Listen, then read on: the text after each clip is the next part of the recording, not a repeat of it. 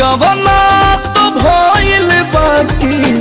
देह बात रहे जा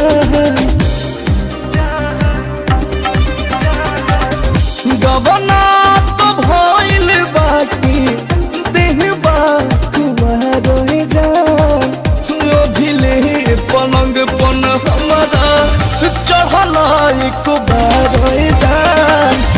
अभिले पलंग पन हमारा चढ़ल एक बार रहे जा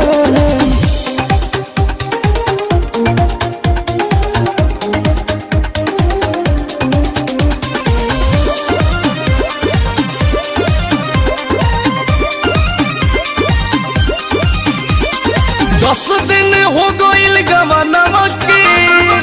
नहीं छोड़ल कतनवा के अब सेज पाय अकेले नहीं नींदिया बोलम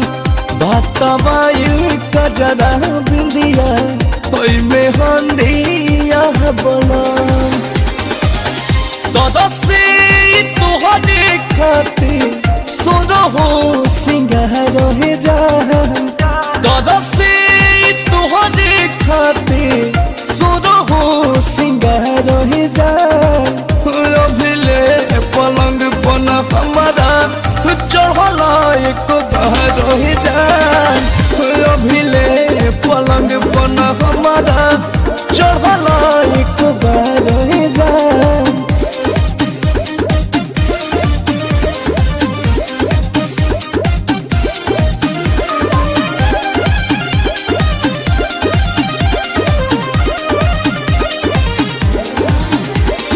हमारा से कहे तुला जात बारा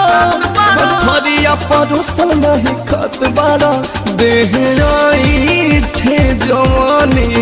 आधा धाइल बात हो ओही खातिर हाई मन मोरे खाइल बात हो गदा दासिया अंकुश दिलो जिया रहे जान गदा दासिया अंकुश दिलो जिया रहे जान बोले पलंग पन हमारा चढ़ल एक बार रहे जान आई हो पलंग पन हमारा चढ़ल एक बार रहे जान गवना तो भइल बाकी